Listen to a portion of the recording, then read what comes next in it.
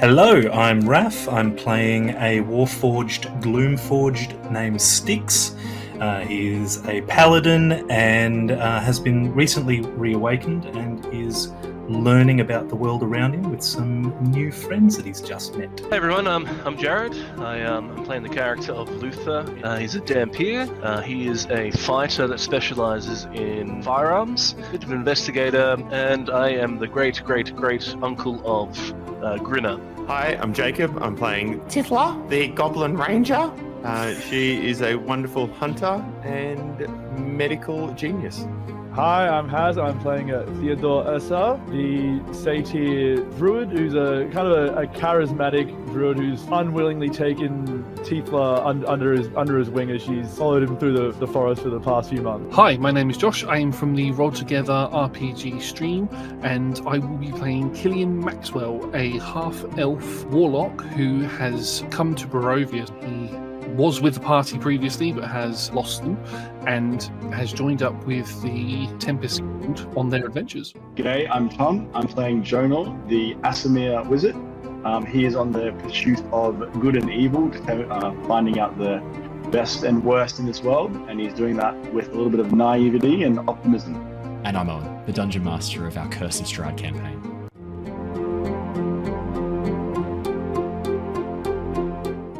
A warning, gentle viewer. Curse of Strahd is a horror-themed Dungeons & Dragons campaign, which means you may hear adult language or adult themes throughout this episode. Hello! Macy Peters is great. Hello, everybody! Welcome back to the Lost Archives. Yeah, it is wonderful to have you all joining us for Curse of Strahd once again. We are ready. We are excited. We are jumping into the premiere Dungeons & Dragons 5th edition horror campaign. And we've only got two very quick announcements tonight. One is a slightly sad announcement. Unfortunately, we have no idea where Raph is. We've not heard from him. We hope he's okay. I'm going to assume he's running late / can't make it. But for the moment, we'll just fingers crossed he makes it tonight. I'll play the character of Styx again until he joins us, or for the whole session. Not sure yet which one that is, which is awesome because I love doing Styx's character voice. The fun announcement we have to share that is a bit more fun is that today I got to sit down with Oren, a really cool guy who runs the Geek Peak podcast and YouTube channel, and we had a hour and a half, 2 hour chat. It was awesome. Absolute legend. I had a really great time talking about topics like world building in D&D, something I am obviously very passionate about. Neverwinter Nights, and we could talk about that forever. And obviously talking about the new Cosmere TTRPG, which I am frothing at the mouth for. I'm very excited. So that interview / chat will be popping up over on Geek Peak at some point in the future. No set timeline yet, but you may as well head on over and like and subscribe just in preparation so you know when it comes up. The direct YouTube link, if you just type in Geek Peak, you should be able to find it on YouTube, but the direct YouTube link is at geek_peak. Should be nice and easy to find. And make sure you go give some love over to Aaron and the Geek Peak crew. It was a really cool chat, and I'm hoping we can square up a time to get Aaron to jump on as a guest and join us, because the last time I did a sit down and a chat with another stream / podcast, it was Josh, who's now sitting below us as a main cast member. So who knows? Not gonna say that he's definitely gonna come, but maybe we can get him in for a couple of sessions. Be great fun. We are going to do a recap, jump into the session, make sure we've got everyone back up to speed and all refreshed and ready to go for the campaign tonight. Obviously, we had Raph and Josh away last week, so Josh, I'll give you a bit of a more thorough recap, just to catch you up if you haven't had a chance to listen to the full episode from last week. Before we jump in, any other quick announcements or fun things to share from anyone else before we start? No, looking happy. Awesome. Brilliant. We do have a fun event coming up this Saturday, which we might have some photos to share from. Tom, Haz, and I might be getting some fun photos. I'll obviously get Tom's permission before I post any photos from that.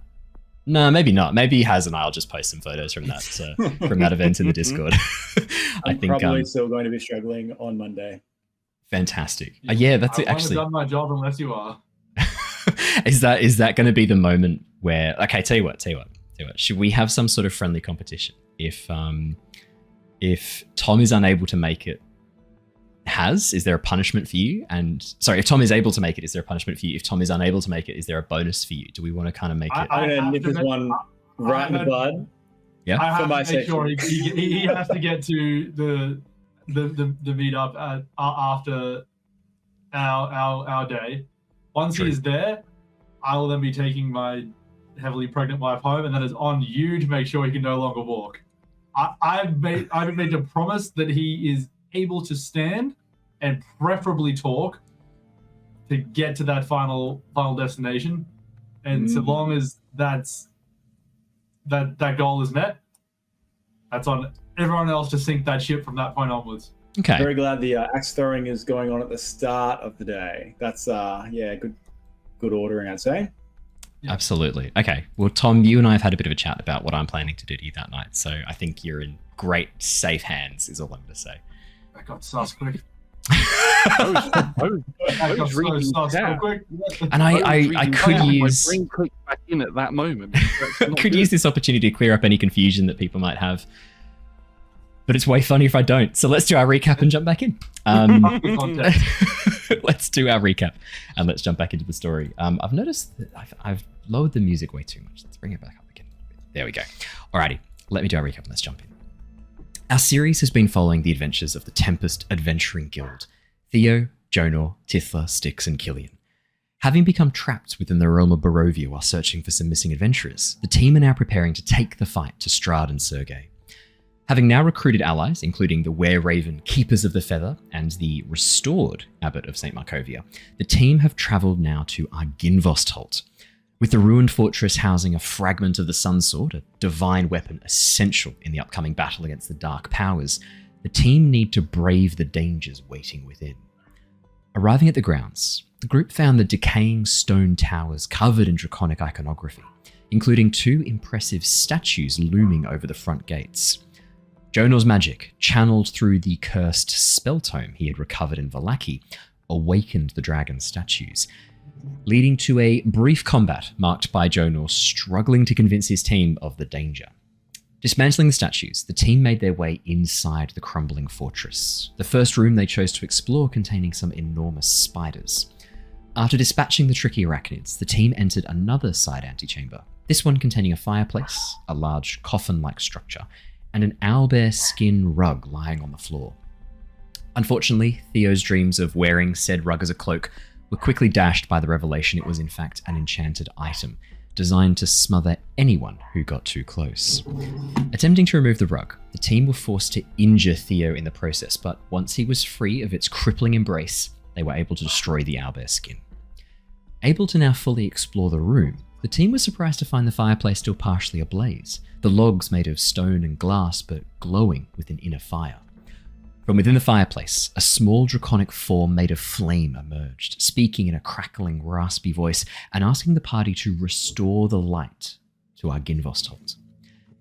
Talking over this strange magic, the party suddenly found themselves no longer alone in the room. A secret door hidden within the stonework pulling back to reveal an injured dusk elf called Savid. It turned out that Savid and his travelling companion Maisie had been ambushed by werewolves on the road to Kresk and had fled to the ruins to try and hide.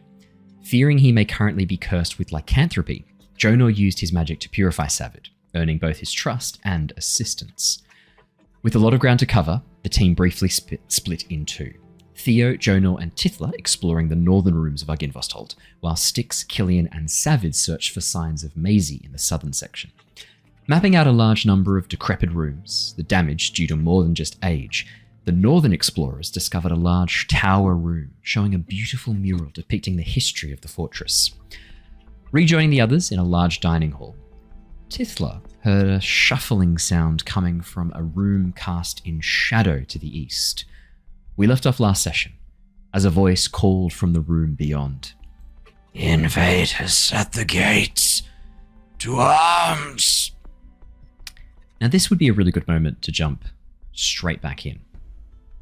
But we're not. We're actually going to jump back in time about an hour to follow Killian and Savid and Styx while they explored the southern section of the ruined fortress. Killian, the little bit that you missed with Savid. Savid is a younger looking dusk elf, probably in his late 30s, early 40s if he was a human. Slightly graying edges of his hair. Given that he's a full elf, probably a little bit older than that. You're guessing, judging by that age, maybe 200 to 300 years old. He did reveal that he was indeed from the Sword Coast, and that he had most recently been in Neverwinter. Now, at the time, I had Killian sort of like step aside and not ask questions immediately, but I figured there probably would be some questions potentially from your character. So I'm happy to jump back a little bit, right as the group split in half, as you, Styx, and Savid head down towards the south, back into the large room where you first fought the spiders, the broken carapace of these large arachnids covering the floor, littering the floor, along with this dark greenish blue Icarus blood that has soaked out from the holes that you guys punch through these armored arachnids.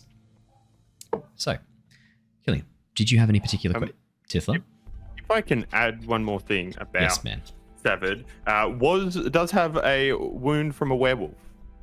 Jonor has cast, I think, remove curse. I've just context for like that. Oh, yeah. So true. Happen. So Killian, you know that Savid had been traveling along the roads to Kresk with Maisie. They'd both been attacked by werewolves. Well, he assumed werewolves. They were large wolves that attacked them. We had a one of the lovely people in chat summon an NPC, Maisie, which means I now have to have that in the campaign for real. So the werewolf, the potentially werewolves that attacked him, Tithla was very concerned about this, so Jonor cast remove curse, which hopefully should have taken care of any particular lycanthropy hanging around. And I believe, Tithla, you had done some healing. You'd done a medicine check to heal them as well and bound their wounds and done a pretty good job. I wanted to put him down because he seemed too far gone. Yeah, Theo, I think you were on a natural one. It was a nat one on the old, I think it was medicine or arcana or nature, one of those. Too far gone. Too far gone. And frankly, seemed a bit sauce. So, Killian, did you have any questions for Savid while you were searching the large open chamber? The wall, just to paint the theatre of mind so you know where you are. The large open chamber where the spiders have been located, part of the wall on the southeastern corner has collapsed inwards, opening up to the outside. You and Styx and Savid spent a bit of time poking around that area, heading out just beyond the walls and having a bit of a peekaroo there as well. I will get a perception or investigation check from you just to see if you pick up anything, and then I hand over to you if there was anything you wanted to know. I shall roll perception. That's an 11. Alrighty. As you have a bit of a look around, Killian, you can see the tracks that the spiders have made. The opening where this wall has collapsed inwards is covered in webs all along the surface. Styx makes short work of them using his sword, his large radiant sword, cutting through them to allow you and Savid passage across. But the area here, there's no tracks of any people that you can see. This area looks like it's long been abandoned. The cocoons of creatures that spiders have wrapped up and have bound up in their webs. There were a couple of humanoid-looking corpses in there, but as you had a bit of a look over, they seemed much, much older. It's unlikely that someone who's been captured in the last day or so has been added to that collection and drained so quickly. Otherwise, large animals like deer, you can see a couple of deer that have been bound up along with rabbits, some birds, things like that. But no other signs of people. With your 11 as you look around, there's clear signs that this has been abandoned for a very long time. But the damage seems more than just what time could have wreaked upon this place. There's a sense that something happened here, some conflict long ago. Still stains these stones. I think it might sound a bit morbid, but I think Killian, I'd start cutting down the humanoid sort of sacks and cut them open and just basically looking over them to see if they've got anything, that they can't use them anymore, to see if they've got anything that might be useful for us to use going forward. Yeah, absolutely. While talking to this new person. Yeah, 100%. As you cut down the 2 cocoons that look very humanoid in nature, as you cut one of them open, you can see that this clearly was a Vistani. The colourful clothing underneath, despite being wrapped up in spider's web, the clothing hasn't faded. The flesh, the skin is wrinkled and mummified. The body is in quite an advanced state of decay. Killian, can you roll me a nature check just to see? I want to see if there's anything else you pick up on with this. Nature. That begins with N. There we go. Ooh, that's a 16. 16. Killian, you know that the way spiders consume prey is to bind it up, inject digestive juices into the sac and through the skin, which then dissolves most of the flesh. They then drink the resulting soup. This body isn't as old as it looks. The advanced state of decay, the mummification, the large size of these spiders indicates some magical nature. And I would say, as a denizen of Neverwinter in the Forgotten Realms, you've faced off against giant spiders before. The ice spiders up in the northern reaches are terrifying. This body's only been here for a couple of months at most. The advanced state of decay, that's a result of the digestive juices. This isn't a long ago kill. This has not been there that long. As you go through the possessions, you go. No, I was just going to say, I think with that realization that this body's probably not been here as long as I thought, I'd be along the lines of, that's not a good way to go. And then I'll check the other body as well to see if it is also Vistani or if it could potentially be somebody that I might have travelled with previously. Yeah, for sure. As you go through the first body that you cut down, not a lot on this person. It looks like they had some meager possessions. You can see a sheath where probably a dagger or maybe a short sword would have sat. It would have been a long dagger, more like a short sword sitting at their belt, but the sword is gone. It's fallen out or disappeared some time ago. As you go through the possessions, you do find a coin purse. Could you roll me 2d10, please, Killian? Oh, indeed. I went to pick up physical dice then. You're allowed to. I know it's been a while since I rolled physical dice. Not gonna lie, it feels very detached from the. Yeah. 82. I'm gonna take that as an 8 and a 2 because that's a D100 you've rolled for 2d10. I'll take it as an 8 and a 2. That's fine. Oh, sorry, 8 and a 2. Sorry, yes. We'll take an 8 and a 2. That's all good. No, that's okay. We'll take an 8 and a 2. That's super easy. As you begin picking through the coin purse, you do find some gold and silver and some copper. You find 12 pieces of gold, 16 pieces of silver,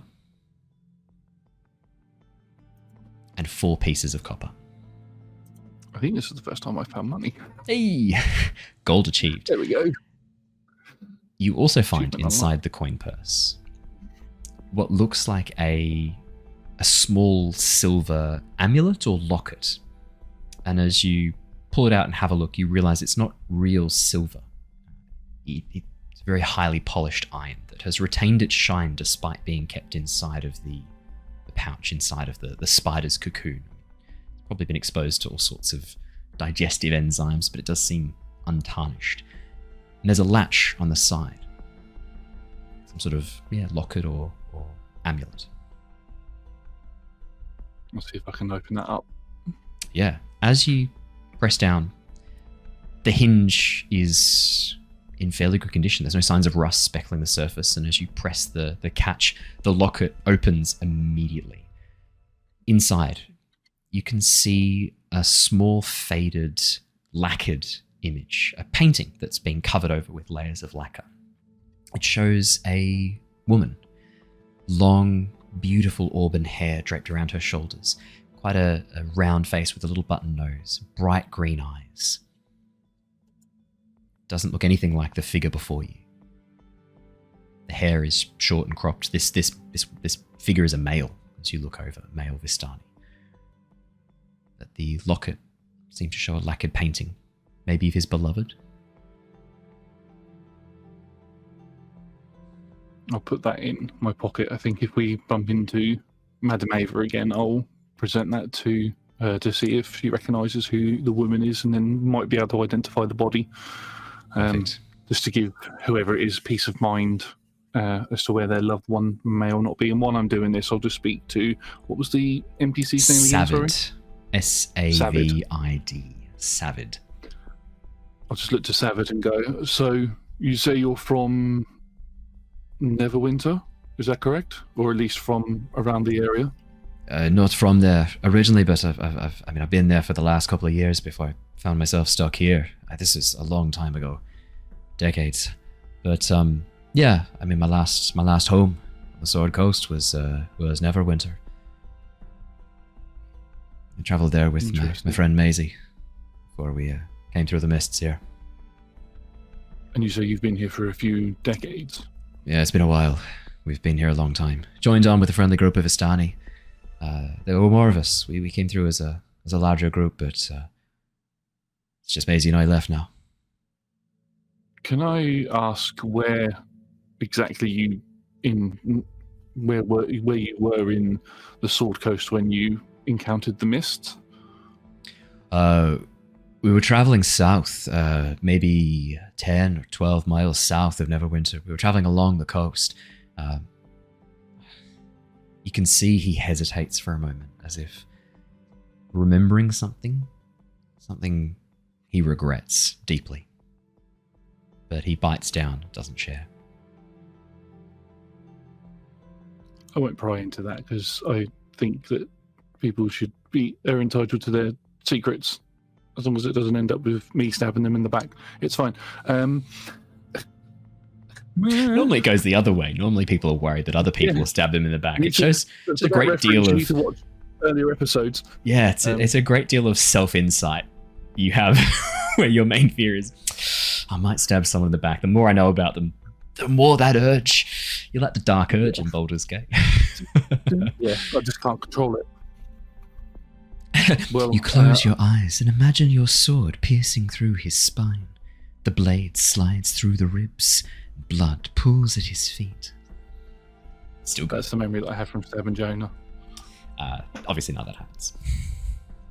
No, but I will I'll look at him and recognise him holding back, and I won't pry on it.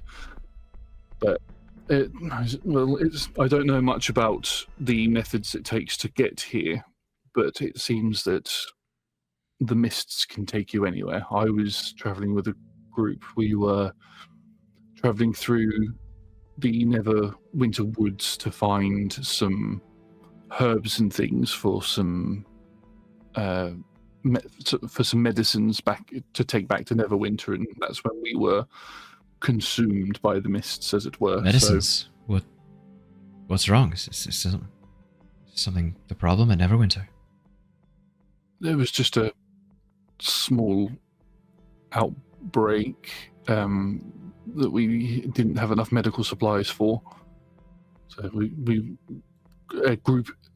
the Church of Kenanvor sent teams of clerics and other adventurers out to find herbs and medicines. My group was not the only group, but we obviously haven't gone back because we're stuck here, or at least I'm stuck here. I was separated from them a few months ago. Now, you're not lying. It does sound a little bit like you're downplaying the seriousness of the plague at Neverwinter. Would that be fair to say? Oh, 100%. Yeah, 100%. I'm not going to get you to roll a... There's an argument here for deception or persuasion. I'm going to let you pick in this case. Either you're trying to persuade him to focus on other things, or you're deceiving him by downplaying the situation. I'm going to leave it up to you to pick which one you'd prefer. I think knowing that because I think I've got the same role in both. I think I have. Knowing that he's holding back and seems to be sort of grief-stricken, I'm going to make it more of a persuasion check to try and divert his attention away from that slight slip-up that Killian's had. That's an 11. 11. Not bad, good. Your attempts to sort of downplay the situation and move his attention elsewhere aren't quite as successful as you were hoping, Killian. Your your Jedi mind trick attempt to sort of move over the small plague outbreak that we had. Not the plague you're looking for. Yeah, unfortunately, your mind tricks don't work on me. As he sort of stands there, it's a good fucking reference. As he sort of stands there for a moment, sort of nodding along, and then goes, can you elaborate a little bit more on what you were saying? Sorry, an outbreak and there wasn't enough medicine. That sounds bad. That the healers of Kellenvor, they would have had supplies for even a major disease. What happened? This sounds way more serious. I'm sorry. You said you've been here for a few decades, so I slipped up a bit when I said that I didn't want to cause you any panic or worry, but I mean, I need to be honest with you about it, but there was an outbreak of what the healers are calling the bloat. Terrible, terrible disease. It basically infects your body, turning you into an undead that is writhed full of eyeballs. It's not particularly nice, especially when you see friends and family members distort and change to these aberrations. It's swept across Neverwinter quite quickly. Lord Neverember was able to contain it to one of the lesser used districts, and cordoned it off. But there are still cases of it in some of the other districts. So that was what we were trying to do. It's very quick, very painful deaths. You watch as Savid's sort of dusky grey skin goes a very, very sickened pale as he sort of absorbs this news, sort of half nodding, but Killian, you know that some of your words have just not sunk in, like what you're describing. This is all quite a lot for him. You watch as Savid slowly sits, puts his head in his hands. Your passive perception's 12, isn't it? It's pretty high. Passive perception is 15. 15! You definitely hear this. You hear him mutter under his breath. This is all my fault. It's all my fault. If we'd still been there. I can't believe this happened. He has essentially a very small breakdown in this moment, sitting on a rock. Just taking a moment to digest this pretty horrifying news you've just dumped on him. What? Spoke the NPC. You did try not to. Full fairness to you. You did try your best. As you're having this conversation, Styx wanders over, and apologies, I'm going to have to do Styx's voice, which is always fun on my vocal cords at the best of times. I love how Haz comes back just for that moment, like just so he can really get the reactions to Styx's. No, sorry, I was just getting a call from the ATO, and they have a outstanding message about my tax return. Oh, you should call them up, give them all your bank details and everything else they ask for, 100%. We all know the ATO is to be trusted. It's the dumbest scam I've ever heard. For context in Australia, the Australian Taxation Office is called the ATO here. Anyone calling it the ATO is a fucking moron. Doesn't know what they're talking. It's hilarious. Although, to be fair, we're not consistent in how we name things. Like the Bureau of Meteorology, we call the BOM, not the BOM. So there's fun. Because it's fun. Yeah. And also we like tricking the Google, like any smart devices that are listening for keywords to report back to law enforcement. In Australia, they don't work because every day people are like, what's the bomb say is happening today? Like constantly How's using the bomb looking? I say that all the time to Alice, almost daily. Yeah, it's pretty funny. It's just a funny piece of Australian vernacular.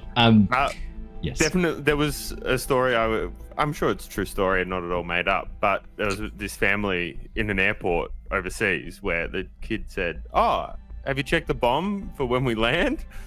And security pulled them away, and they ended up calling the Bureau of Meteorology to check if they were referred to as the bomb, because how else do you verify that?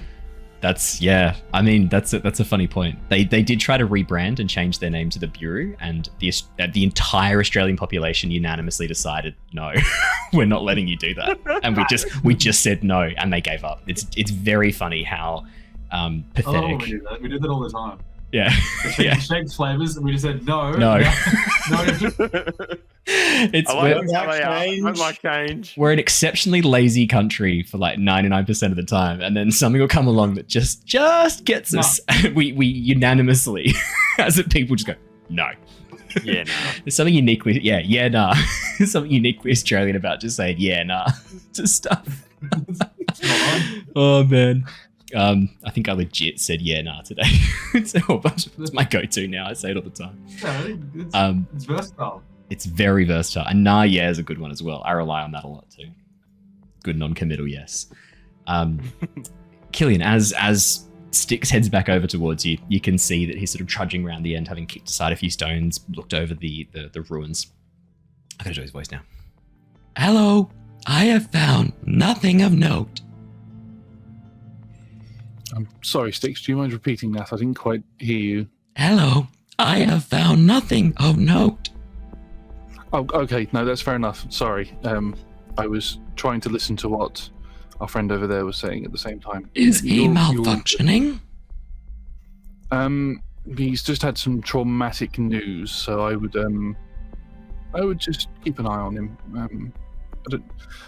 We need to find his friend Maisie, I believe their name was. So yes, that is correct. Do we know where they are? No. Okay, that's a lie. We do know where they are. We know where Maisie was wounded near the Wizard's Tower. Let's not forget the notes, people. The notes are important. I'm playing Styx right now. Would Raph have remembered where Maisie was? Would Styx have remembered where Maisie was? The notes. You're not there, Jacob. Tithla's not there. I know Tithla knows, but honestly, tell me honestly, look me in the eyes and tell me that Raph and Styx, both the player and the character, would have remembered that, or would they have just responded no? Tell me the truth. I'm not there. Tithla's not there. I can't respond. Well played. Yeah, sorry. Well, it seems like our new friend is... I'm going to leave them to... I think we should leave them to sort their issues out. I think I'll continue my conversation with you instead, Styx, if that's okay. All right. Fuck you. I look forward to talking with you. Fuck you, Josh. Sorry, it's just a smile I did afterwards. I think we and Raph for this being the voice of his character and not showing up tonight, so that I have to talk as his character. Absolutely not okay.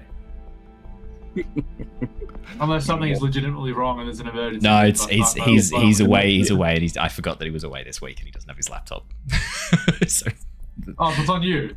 Yeah, it's on me. Which is why Styx is so keen to talk, and why I'm having a little bitchy moaning session in the background. I was going to end the conversation there to save your voice, but now that it's your fault... Please elaborate more. Oh, fuck. I'm joking. I'm not going to do that to you. You can. It's okay. I made this bed. At some point, I'm going to have to lie in it. I think we might need to go find our friends. I'm not too keen on the idea of us being separated in this place for too long. Especially considering the fact that the damage that's around here looks like it's not just from age, and it could be from potential conflict, so there might still be things here. I can confirm that there is damage from war. Okay. Do your war damage scanners flare? Like what?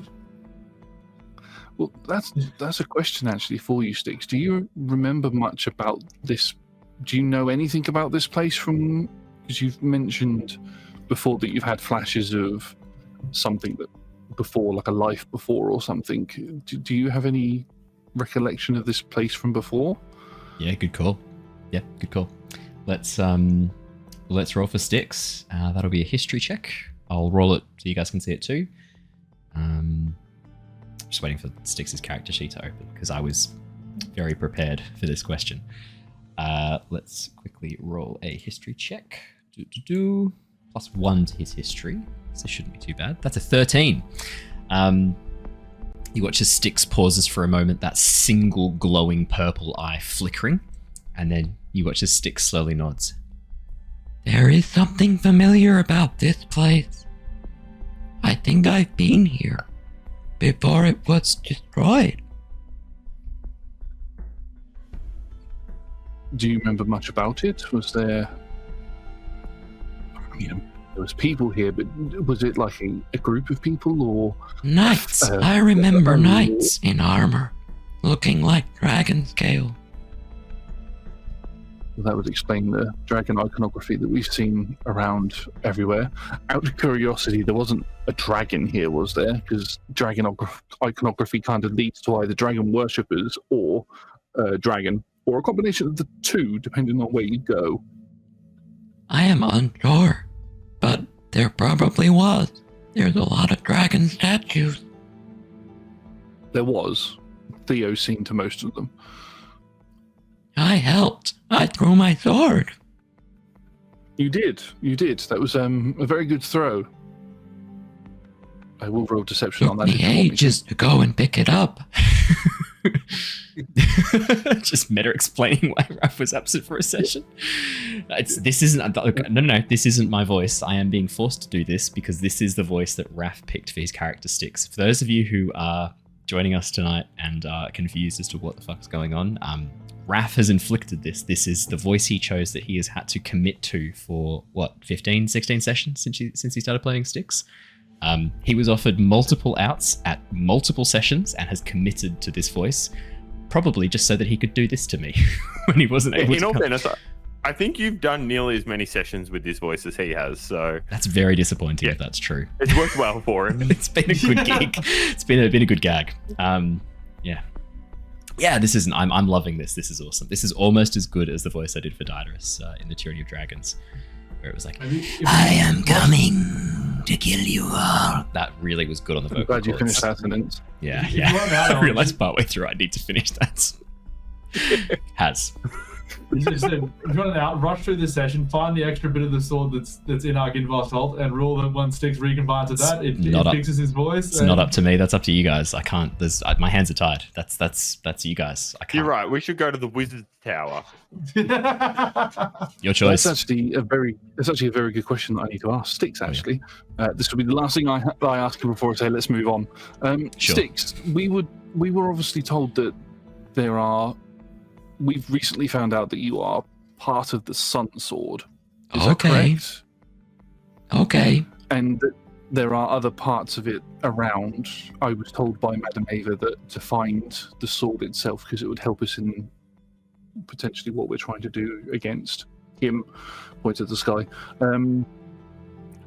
Do you, as it's part of you, do you have any sort of sense of like where it might be, or do you feel anything that might be calling out to you or anything like that? It's hard to say. I don't feel anything pulling me closer. Maybe if I got closer. Oh, I lost that bit at the end. Let me try again. Maybe if I got closer, then I would see. It's hard to say. Not right now, though. Okay, maybe we need to go a bit deeper into Argynvostholt. If we're going to do that, we need to regroup with the others, though. So I think maybe we should move out and reconnect with the others. Okay. All right. And I'll check that our friend is okay to continue, and then we will go find. Which is Savage, yes, slowly nods and goes, "Yeah, no, I'm good to keep going. Sorry, it's just I've got loved ones back in Neverwinter. Family I was hoping to see again. People close to me. I just hope they're okay. No, we all do. It's just hard being away from them and being helpless to go and check on them and make sure they're all right. Just not even knowing if they're okay. It's just really hard. I'm sure you understand. You're trapped here with me now. I'm sure you get it. Yeah, I have plenty of family who are back in Neverwinter. Killian looks very does the same sort of look that Satyr did before, where he was like holding something back. Killian does the same thing and then just sort of walks out of the room. Perfect. As the three of you begin to make your way back north again, you move through a set of double doors. I'll just reveal on the map so you can see exactly where you guys popped out through, but there's a set of double doors just below you there, which lead back into the room with the spiders. The area that you were exploring was the ruined tower, far towards the south there, if you can see it through the open doorway. As the three of you move back into the dining hall, I'll describe the dining hall again just so everyone gets the picture painted, but we're jumping back in with Tithla, Jonor, and Theo at the same time. As you enter into this dining hall, you can see an enormous long table carved of wood with sculpted dragons for legs standing in the very center of the hall. The chairs around the table, you can see the backs of them have actually been carved with these same folded dragon wings curling over. But as with the rest of this fortress, it's in a state of disarray and disrepair. Many of the chairs have been overturned, broken and smashed.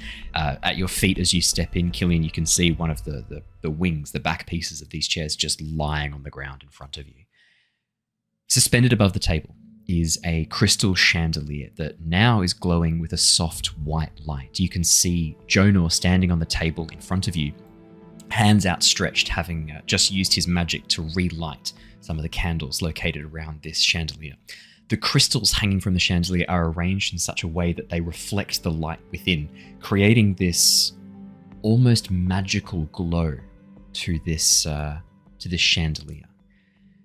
The roof above you, the floor above you, you can see cracks in the ceiling where it looks like something really heavy, something large has dropped from above. Maybe the ceiling has collapsed on the floor above, and there's now a pool of water forming around the edge of the fireplace, rainwater trickling down through the cracks in the ceiling.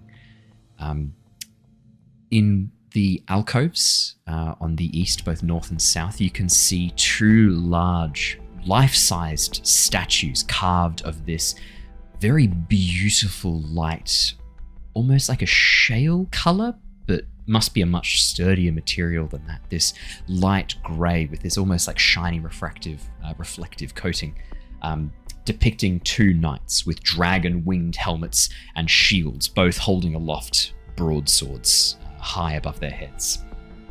And around the hallway, you can see a number of sets of wooden doorways, the one you've just come through, and at the far side, you can see Tithla and Dracob standing in the doorway, having just come from somewhere to the north. Interestingly, on the right-hand side of you, over towards the east, you can see two massive metal doors, broken and carved in a little bit, leading to what looks like some sort of stone chapel beyond. Carved into the metal, forged into the metal, are silver dragons in flight. And inside, darkness obscures most of what you can see beyond. But as you walk in, you watch as the three others, Tithla, Theo, and Jonor, turn towards you. Styx waves, "Hello," as he steps into the room. Ella, did you find anything? Or well, actually, we've already had that thing. Have you already had the intruders? Haven't we? I'm gonna quickly rewind for a second. You can have a quick discussion, and then we'll have the intruders. Did you find anything down there? Styx, did you find anything? Yes, I'll let Styx explain exactly what we found down there. You guys obviously go fuck yourselves. Absolutely. There's going to be blood for this. As you watch as Styx sort of nods for a moment and then pauses and shakes his head. We found bad news. Killian told bad news. Just have it. Oh, what was the bad news? I'm sorry. No, I was just Savage and I are from the same place, so I was just Savage been here for a lot longer than I have, so I was seemingly put my foot in it and explained a bit too much about what was going on at home. No, I'm grateful. I'm grateful for sharing what's been going on back at my old home. Just sad that, sad that bad things have happened to people I love while I've been away. But no, we didn't find any sign of Maisie. I'm sorry. If you guys? It makes you feel any better, I strongly suspect that time works a bit different in here. So while you might have been here for many years, it might have only been a handful of years, months, maybe even since you left your home. Really? Is it? I've heard tales of the Feywilds. Being of elven descent, my people have tales from the realm of the Fae, and I'd heard stories that time moves differently there. Do you think it's the same here? Maybe it's not been as long. I believe so. I mean, they say one of the Vistani, Madame Ava is immortal, but Madame Ava? I suspect that just because she has been coming and going from the lands and reappearing. No, there's more to Madame Ava. It may be true that she comes and goes, but I've heard stories about her. The Vistani talk about her. I've met her once or twice. She's an interesting one. Don't know if I fully trust her. I do not doubt that either, but I also do not suspect she has any secret to immortality beyond being able to leave the mist and come back as she chooses it at times of her choosing. She certainly seems to know things that she shouldn't know. Her powers of divination are impressive beyond measure. She knows things, can see things coming. I suspect that's how it works. So it may not be so long by the time you get back. Thank you, Theo. That's actually rather comforting. I appreciate that. Well, we have had a little win in the meantime. The lights for the night. These are chandeliers. You light these candles, and that illuminates the walls. So I believe that's what this little fire dragon stone creature was leading us onto before. So chandeliers, just keep on lighting these ones up is what we've found. And I reckon that's the perfect place for the moment when you hear intruders in the walls, to arms. And as you look over towards the east through those massive metal doors hanging ajar, you see figures moving beyond in the darkness, half shadowed in the gloom. One stands and begins shuffling towards you. Two more kneel before this oblong shape obscured by the darkness. I'm going to bring us across to a map, and I'm going to chuck us into initiative just because I need to know, timeline-wise, things that are happening. So make sure you click on your tokens and roll your initiative. I will bring us across to the map. Alrighty, that should be the map coming up now. Perfection. For a psychic Fae bear, I'm really shit at being aware of my surroundings. When you put it like that, it does sound more shameful for you, not gonna lie. It does, doesn't it? Yeah, it really puts it in perspective. I'll also flick on. Let's what are we feeling? I think Something pump up. I'm thinking imminent threat, Age of Mythology, the Dark Castle. I think montage style. Age of Mythology. Is that Yeah, there we go. Age of Mythology soundtrack? It's not. It's just a song called Age of Mythology. But the Age of Mythology, That's not is it very far. retold? The new version? Yeah. I'm excited to play that. I'll be getting that really soon.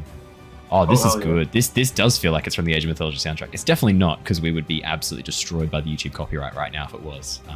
But it's a banging tune. This is all from Feslian.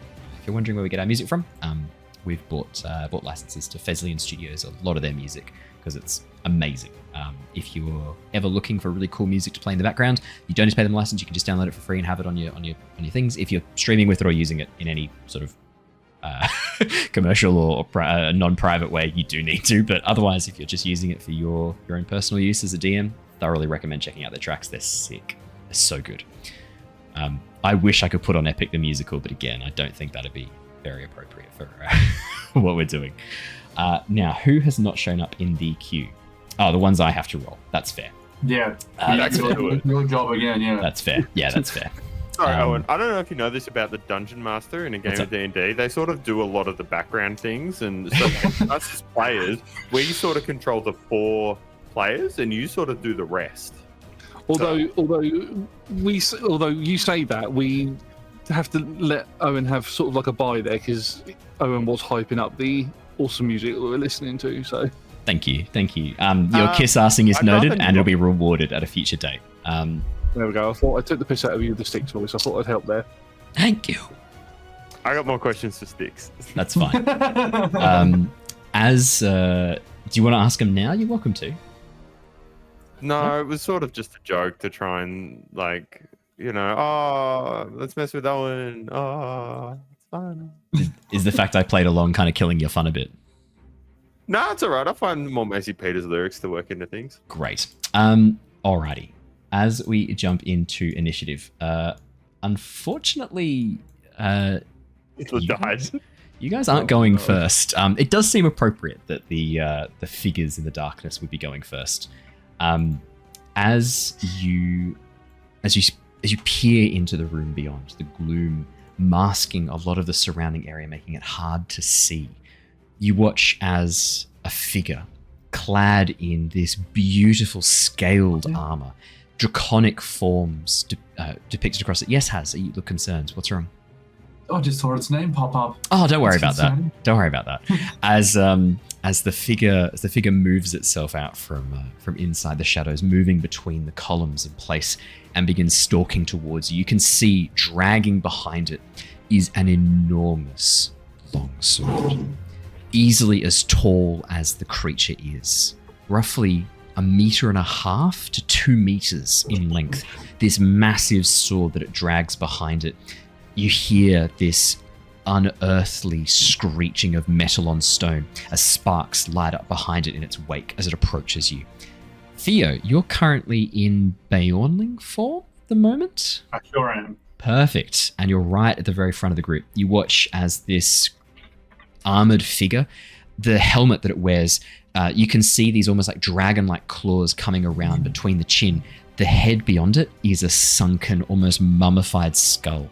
The eyes glow with this unearthly red light.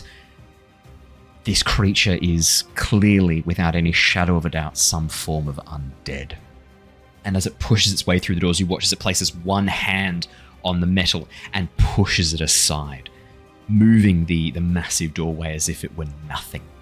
And as it stalks towards you, Theo, you watch as it cocks its head, this awful clicking sound as its bones grind against each other.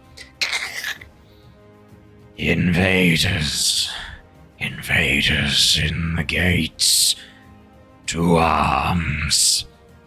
And you watch as it swings down its massive sword in a single fluid motion. I'm happy to put up an image of what this creature looks like in chat too, if you enjoy That full nasty. experience. There we go. Please enjoy.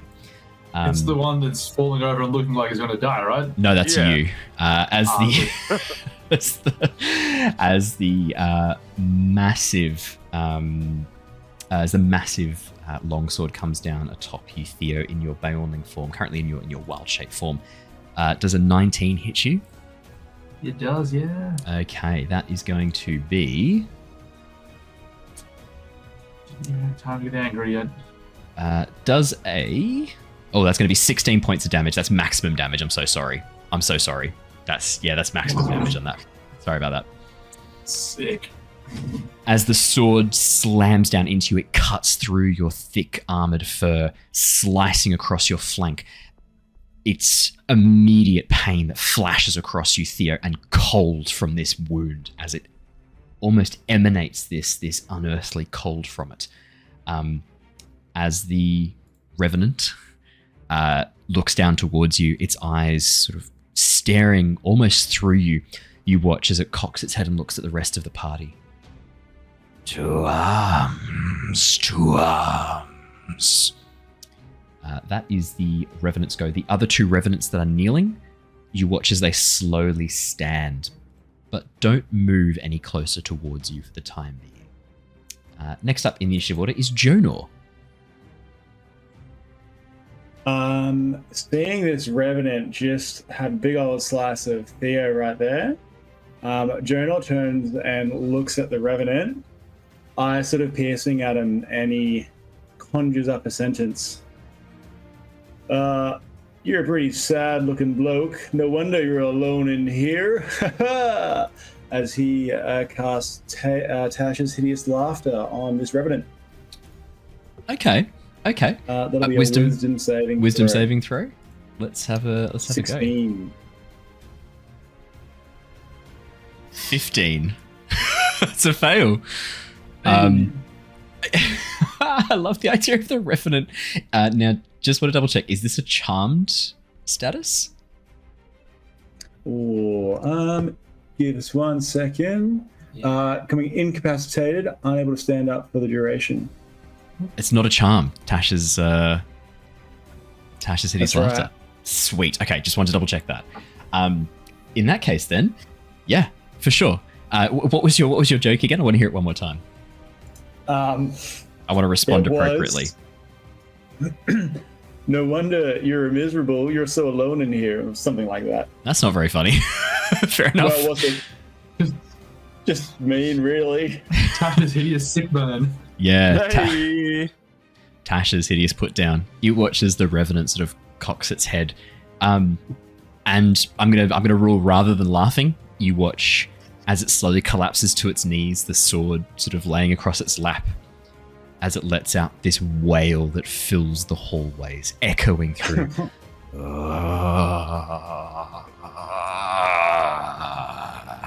As it bows its head, looking for all the world like it is in deep grief in that moment. Jonor.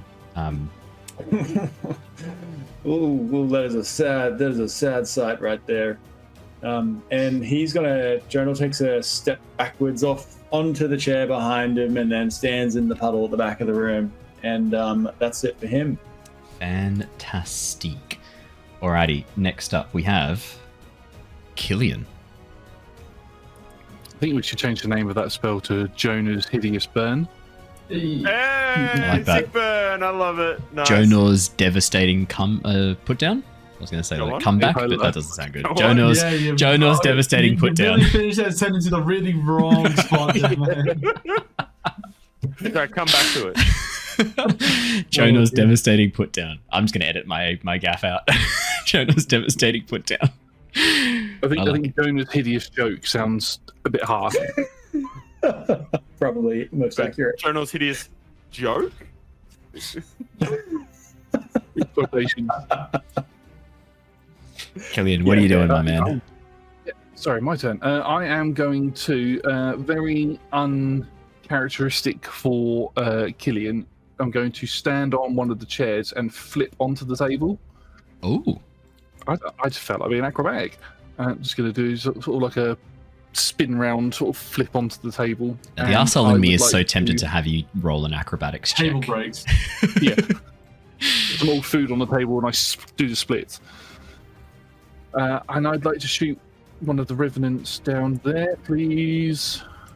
Seeing this one, is this one on the floor laughing, or is it Currently kneeling on the floor crying. Or as close to crying as a revenant can do, lacking functional tear ducts and eyes. That's fair. I will see these ones down here animate and begin making their way towards us, and I will Eldritch Blast one of them with 2 shots. As I'm calling it, the sun pistol appears in my hand and I shoot it. Fantastic. That's right. Yeah, you sort of modelled that on Luther's pistols, weapon, yeah. firehands. It's a 16 to hit on the first one. 16 hits. Ooh, I'll roll damage first. Yes, That please. is 10 points of force damage. 10 points of force damage. Not bad. Let me mark that off. And then the second one is going to be a 19 to hit. 19 hits. Absolutely. Getting some solid Eldritch And- Blast. 15 points of force damage. That's max damage. I will mark that off. How do you like it? So Yeah, that was just both on the same target. double check the one that you can see here, or the one that's kneeling before Theo. That one. Yes, perfect. Cool. Yeah, the one you're Brilliant. Yeah, I thought it was that one, but I thought I'd just double check. The one to the north, so the 2 figures that were kneeling down in front of the altar, the one to the north of that. That is 25 damage total. That is absolutely incredible. And then I will look to Styx and... Hang on, brain just went dead there. Gonna look to Styx. Is this the armor you were talking about in your memory? Yes, this is exactly it. Hello, friends. As Styx waves towards the figures. Figure's bad. We need to take them out. All right. They're not your friends Hello, anymore. enemies. Perfect. My turn. Let's move on to Styx. Styx is going to do as instructed. Styx was told to swipe. Styx moves up towards next to you. Theo looks down and goes, Ow, that looks sore. as he looks at your carved-in flank where the sword has scraped across your hide and cut through your flesh. And Styx is going to make a attack with his Sunblade. That is going to be 14. That does hit. That is going to be 10 points of radiant damage plus an additional 8, as this is an undead target. Oh, Tom, with Tasha's, this figure is incapacitated, right?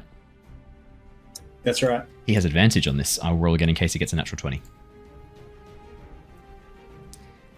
It's not a natural 20, but it still hits. That's going to be 18 points of radiant damage as Styx slams down with his blade. Does Styx have enough spell slots? For him to break his... Yeah, see if he wakes up. I'm going to see if Styx doesn't have a lot of spell slots left. I'm going to keep him for spites if he needs them. So, as... let me do the wisdom save for the Revenant. 15 was the DC? 16. 7 is what I rolled, so it doesn't even matter. So that's what he watches as Styx brings the holy sword down. He watches in his hands, light begins to coalesce, forming this blade made of sunlight. And as he strikes down into this undead form, currently kneeling, weeping on the ground, the blade passes through, not creating any physical injury as it passes through this form for a moment. And then you watch as the flesh where the blade has passed through burns away in an instant, burning to this grey ash as he carves through the kneeling figure. The creature, this revenant, this undead monstrosity kneeling on the ground, lets out this wail, but stays kneeling, stays in that position. It actually gets advantage when caused by damage, so give him another shot. I will roll again. 10. Still a fail. Still a fail. Yikes. That would have been nice for him to stand up then. Never mind. As the figure remains currently in this strange stupor, that is the end of Styx's go. Savid is going to move back towards next to you, Jonor. As he looks across, you watch as he pulls out a crossbow from his pack, pulls in a bolt and cocks the crossbow, holding it out and looking at the figure. What are these things? I knew there were creatures here, undead creatures, but what do we do? Do we attack? Yeah, well, bolts and fire and all that sort of stuff. Yeah, send it in. Savid is going to... I mean, what happened to bringing the light? Weren't we trying... And you're calling it names? I thought we were trying to make it happy, make it good again. And then you just called a bunch of names, and now we're trying to hurt it? Don't worry. I rolled a natural 1 for one of Savid's attacks, and a 22, so 22 hits, 5 damage, but then a natural 1 for the second attack. That's going to do absolutely nothing. As Savid unleashes... I'm going to say that, Tithla, your outburst as you call out, no, we're supposed to be bringing the light. What happened to that? You watch as Savid, in that moment of doubt, looks down towards you, his aim going wide, and as the bolt ricochets off the wall behind the Revenant and fires up towards the chandelier, it snaps through one of the crystals that is hanging, and there's this tinkling of glass as it rains down on top of Killian, a few of these shards of glass. Not enough to cause any damage, but Killian is sort of suddenly startled as these little shards of glass drop down from the ceiling as a result of this ricocheted arrow. That is Savid's go. Tithla, it is your go next. Actually, Tithla, what's your dex? Maybe you should have been first, sorry. It doesn't matter. Tithla's dex +4, 18. Yeah, I'll fix that up. You should have been first, sorry. You be first next time. Cool. So that didn't happen? I'll just hold Savid's turn until you've done your thing. Okay. Somebody's having a smashing time. I don't get it because the chandelier is still in one piece and hasn't moved. That's a pretty weird thing to say, Killian. One of the bulbs broke though. Nah, because that happens after me, remember? I'll leave Jonor to the jokes then. Okay, thank you. Excuse me, Mr. Revenant man. And Tithla runs forward and hops up onto the table. It's okay. We're friends. And Tithla uses thaumaturgy to make the chandelier brighter, and help fill up the room with light. Mr. Revenant friend, sir, please. We're here to help. We're gonna help bring the light. See? Can't you see? It's gonna be okay. We're not gonna hurt you invaders. Invaders in the gates. What? No, wait. See, there was The dragon asked us to help you. Could you make me a persuasion check, please, with disadvantage, Tithla? Why? Because Your party have attacked these things. Okay, well, I already have a -1. Do I need the disadvantage? Yes, you do, unfortunately. Sorry, mate. Oh, 10 and a 16, so 10. 10. You watch... I'm pretty sure we're friends now, okay? You watch as the figure... light being brighter balance that out, though? You have lit up some chandeliers. Whether you've brought lights to the knights, hard to say. You're not sure if you've done that or not yet. You're not sure if that condition's been met. Tithla's pretty confident. Oh, Tithla. Okay, in that case, then Tithla, yeah. What is going on? This is all perfect. Why is this going wrong? Yeah. I brought lights, plural. The physical light and the offer of friendship. You are invaders. Leave this place. As the Revenant turns back towards you and then resumes sobbing quietly because of the Tash's... Sorry, because of the Jonor's vicious put down. Commentary. Yeah. That's all Tithla's doing. Alright, Savard then makes his attacks. Tithla, you call out, why are we doing this? I thought we're bringing them light. And then the arrow ricochets off and a bit of the chandelier drops on top of Killian. Theo! End of the round. What are you doing, me man? So to confirm, the lighting of the more lights didn't really seem to do all that much? It doesn't seem like... Let me put it this way, Theo. Let me put it this way. This creature is attacking you. You were told to bring... The draconic spirit, that flame spirit, told you to bring the light. You're not sure if you've done that yet. You've certainly lit up a chandelier.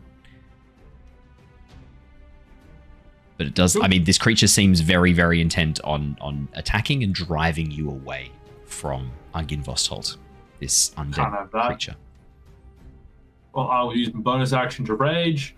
Then I'll be... Okay, there are more in there than I thought there were. I don't know what you're talking about. Fucking YOLO. This guy's incapacitated on the ground. Raging Bear Boy is going to just sprint straight through the guy that Killian shot. I think I have enough movement for that. How far away is that? Yeah, that's within 40 feet. Oh, here we go. That's within 40 feet, right? Yeah, 100%. Woo! Alright, right to the one Killian shot, and then I'm just chomping down on him. Let's see some rolls. I'm excited. As you rush through, the one that's incapacitated can't make any attacks of opportunity. Theo, as you rush into the chapel, this area here, the two that are kneeling, you watch as they slowly sort of stand and look towards you as you rush on in and begin bearing down on them. 10 is not enough for the first attack. Recklessly. Yes. So, attacking recklessly. Okay. So go again. But remember, you have advantage on me as well. Oh, don't worry. I won't forget. I'm coming down, boys. Yeah. I've been done. And that is going to be a 19. That'll hit. We take the first damage, which in this case is to your benefit. That'll be the 14. And the D6 for the claws. An additional 4, 18 points of damage as you slice through the claws with those metal tips bound around your massive bear paws. As you slice through the armor that this creature's wearing, that this undead creature is wearing, is no match for your sharpened claws as they bite through, tearing through the metal and begin ripping through the mummified flesh underneath. You watch as the Revenant howls in pain and then turns towards you.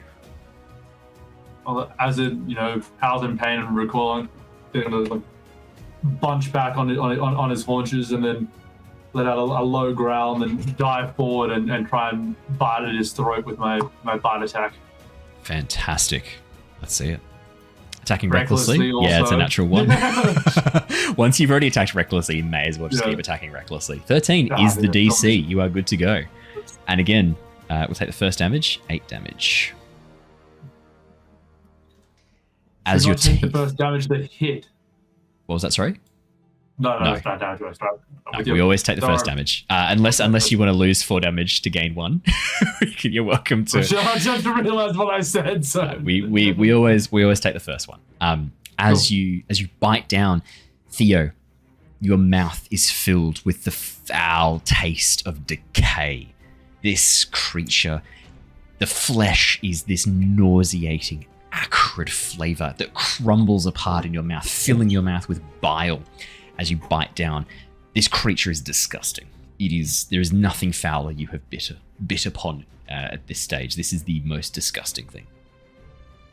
keep in mind, Theo's also still probably a bit drunk. So is that like helping or hindering where we're at with the revenant taste? At the moment, nothing yet, but we might get back to you on that later.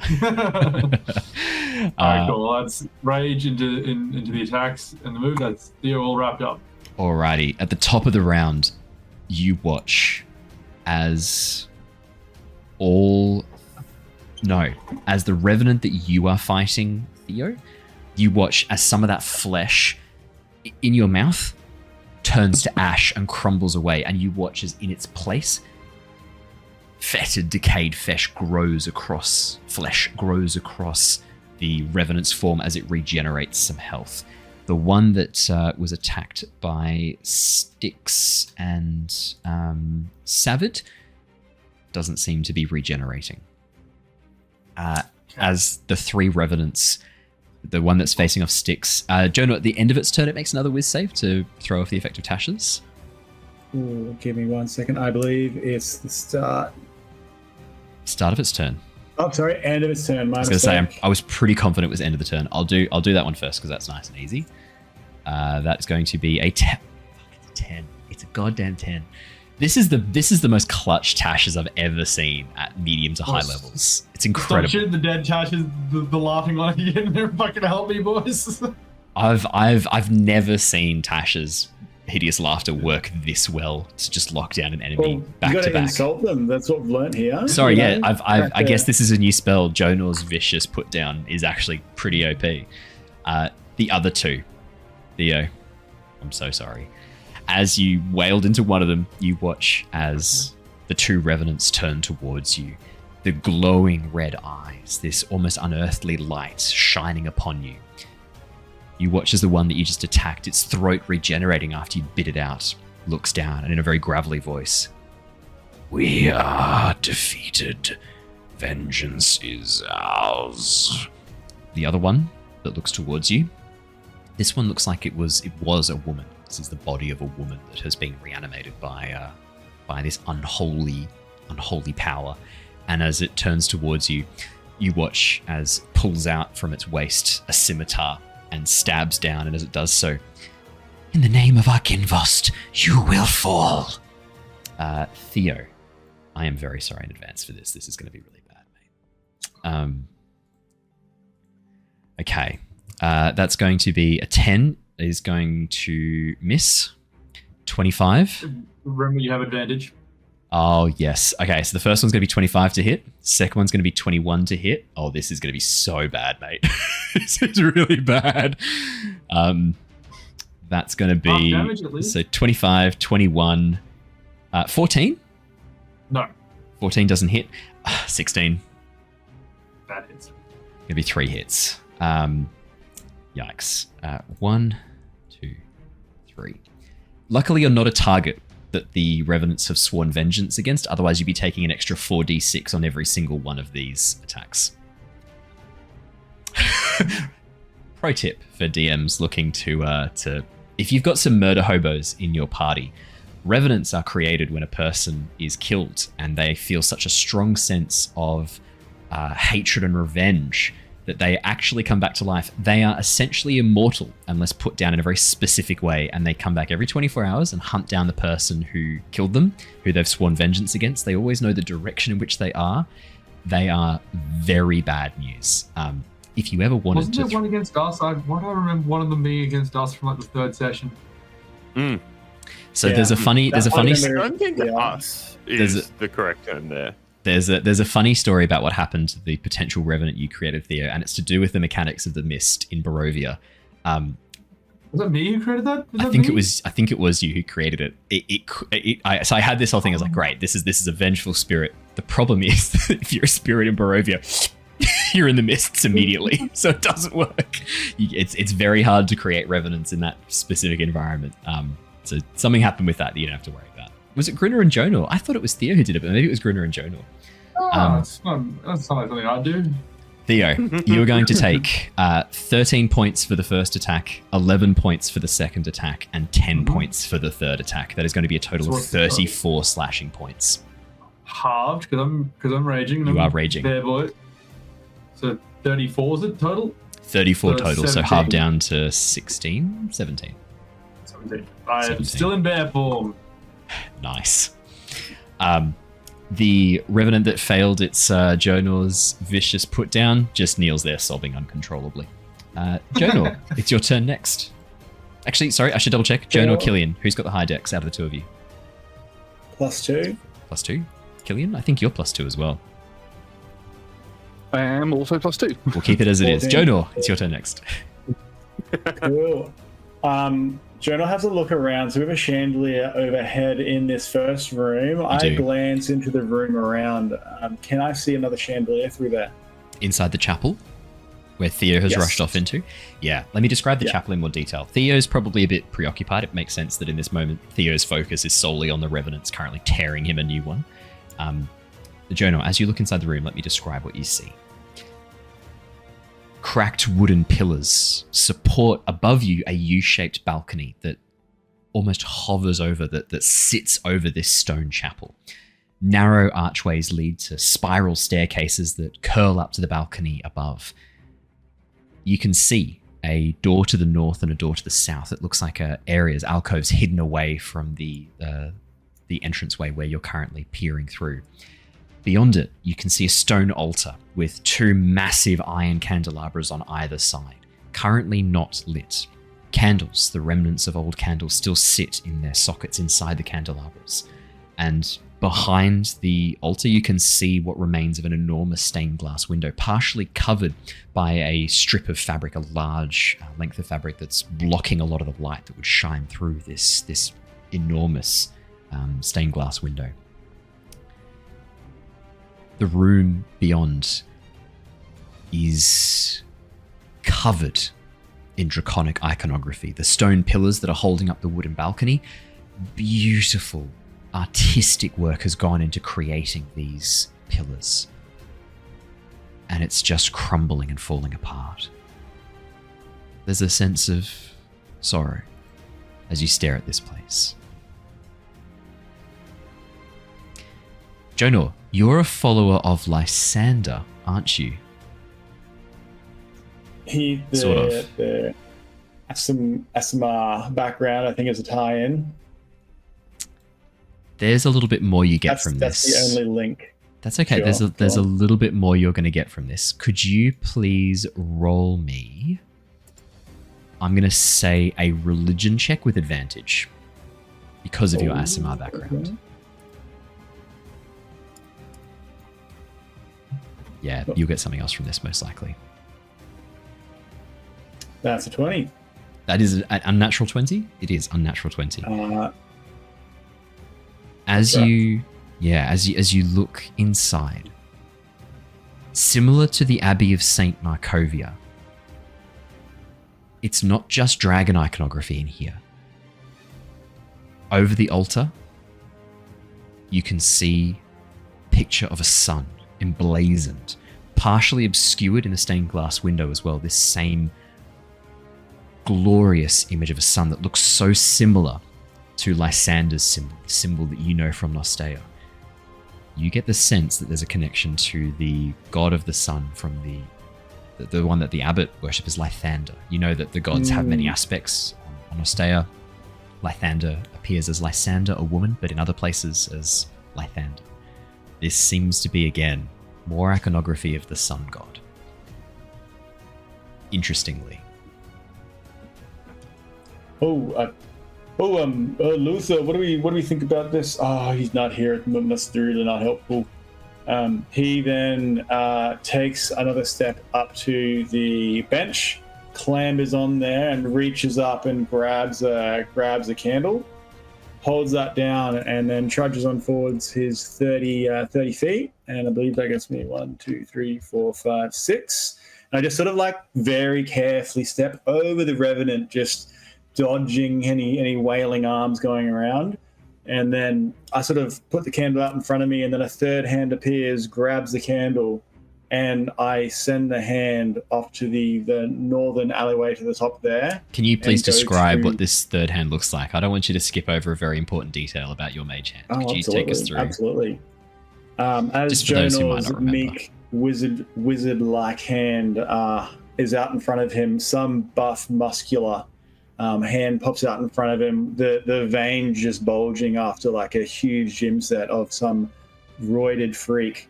And this buff hand holds a little dainty candle, and it just wisps through the air and lands its way at this northern little passageway. And I just sort of like poke it into the whatever like candle position that makes sense there. Yeah, I mean, your mage hand, obviously, because you have the telekinetic feat, your mage hand is ultra buff and ultra strong as your beefy, muscular hand, like Andre the Giant sized like hand that appears in this space, like massive fucking hand, veins bulging across its surface. I mean, as the hand tenses, you can hear spectral knuckles crack, and you watch as tiny biceps on each of the fingers tense up for a moment and flex before it very daintily takes this tiny candle and flies forwards. You're flying it forward to light the candelabras? That's right. How far can you move your mage hand? Is it 30 feet? 30 feet, and it is 20 feet away from me, the northern one. Yeah, you're good to go. So 5, 10, 15, 20, 25, 30. It's a bit more than that. Each of those big squares is 10 feet, just an FYI. Oh, okay. Well, I moved 60 then, so that does not work. Did you? 5. So you're in the water. 5, 10, 15, 20, 25, 30. That's 30 feet where you are. That's perfect. You're spot on. My mistake. Okay, well, I'm going to use my mage hand. Can I reach it to the end? To that 5, 10, 15, 20, 25, 30, 35. Oh, so the candelabras are here. What you're highlighting there is the spiral staircase heading to the north. Let me... my mistake. I'll just... No, it's all right. I'll just chuck you there so you can see the spiral staircase for a second. Yeah, fair enough. So you know where you're looking. There you go. Yeah, those two structures to the north and south, the spiral staircase is heading up to the room beyond. The candelabras, those small structures on either side of the altar, these iron candelabra, mounted onto the floor. Rather than feet freestanding, these have been driven into the stone through stakes. They're actually like set into either side of this altar. Oh, Jonor announces to those two revenants in the back there, we got some nice draconic light just coming through. Don't feel free to take it and put it on the little stand. As that hand just is 10 feet away from them. Or 5 feet away from them. You watch as the female revenant turns towards you as she locks eyes with you and then looks at the light and then looks back at you. In the name of Argynvostholt, you will fall. Jonor, you've heard them speak now a couple of times. Can you make me a intelligence check, please? Absolutely. What were you worried about, Killian? Where I was going to say like a strength saving throw or something for the wizard. You were going to say some sort of saving throw, or it was going to suddenly target Jonor as an enemy, the thing that you said before, and I was like, no, please don't. No, this is only I can kill him. 22, Jonor. Jonor, in your research into understanding evil and good, the magic that powers them, the differences between them, you have come across studies of undead. How could you not? Undead are traditionally seen as evil creatures by default, despite the fact that a lot of undead creatures have no self-control, no self-will. They're bound to the will of the person who summons them. You know that on Nostea, there are undead that are summoned as part of a religious ceremony by the Tabaxi, primarily of the Shattered Isles, a religion there that worshippers a goddess of death, and they create undead to serve the living. The idea is that these undead will do menial labor, that you have that basically the idea is that you're reincarnated and your previous body that you used to inhabit is your property. And part of the coming of age of the worshippers of that particular religion, more sacrous, the honored dead, are taught raise dead and bring back their old body, clad in clay and baked to create a proper like form for it and keep it safe and preserved. But there are like good undead. So this is one of the, I guess that'd probably be like an area of interest. Is like why some undead are necromantic and evil and some are less so.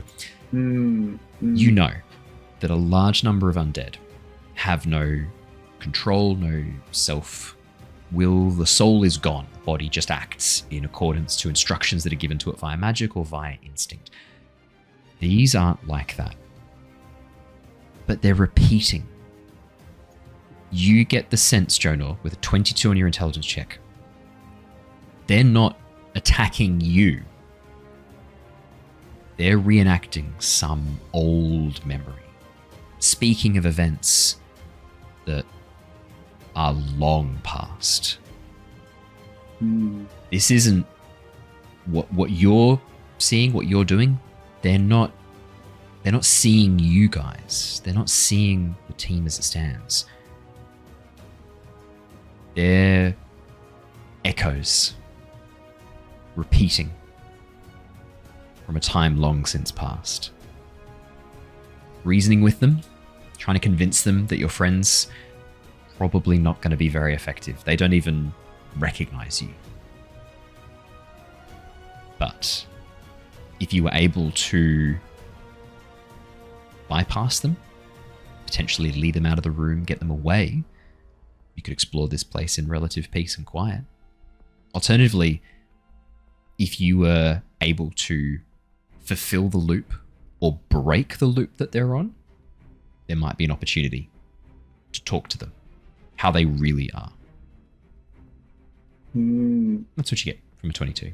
Did you have any other specific questions around that? Because 22 is pretty high. If you've got any specific questions, I'll answer them as best I can. But Look, nothing comes to mind at this point. Cool. Does that help? Yes. That was a movement and action. Bonus action, I'm basically going to repeat that information to everyone nearby. Yeah, as you call that information out. What I just gleaned from that. Yeah, and I'll have that as my bonus action if possible. Perfect. Absolutely, yeah. Talking's a free action, but if you want to use your bonus action to give extra detail and spend a bit more time talking, absolutely can do. I'm going to say everything that you learned, you were able to share in that time. Alrighty. Cool. Killian. That's it for me. It is your turn. Was I present when the dragon's voice said about bringing them to the light? Or Yes, you were. Everyone was. Yeah. Yes. And you also understood when they said it in Draconic. Yeah. Yes, because I remembered I can speak. Okay. After you let Tithla run that entire conversation. Sorry, light's plural? I'm hoping this. It's different dialects depending on where you're from. Just seeing like black and white monochrome flashbacks, and I feel this tightening in my chest as you describe this, and I have to live through it yet again. Talk to a doctor, dude. That's not good. You shouldn't let that linger. Yeah. I'm gonna take 50 cc's of tell Jacob to fuck off, and you'll be good to go. That's always on the side ready. The chandeliers, do they look like they're reflective? Yes, highly. The crystals, it's actually, I'd counter maybe less reflective, more refractive.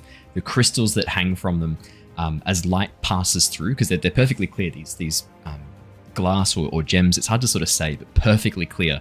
As light passes through, they magnify and redirect, creating this kaleidoscope of light above you that almost gives off this very soft glow in all directions, as well as pointed lights coming out too. 2 final questions. Go. Before I actually take my turn. The first is there a central chandelier? Yes, it's one main large chandelier right above where you're standing. Right above where I'm standing, okay. Right above you. As you stand on the table. There isn't one in this room. No, it doesn't appear to be a chandelier on the ground floor in the chapel. Jonor has called out that there's a story above. There's a wooden alcove and balcony above. There might be one up there, but from your view inwards, you can't see one inside the chapel. Just those two braziers at the end, the two iron candelabras on either side of the altar.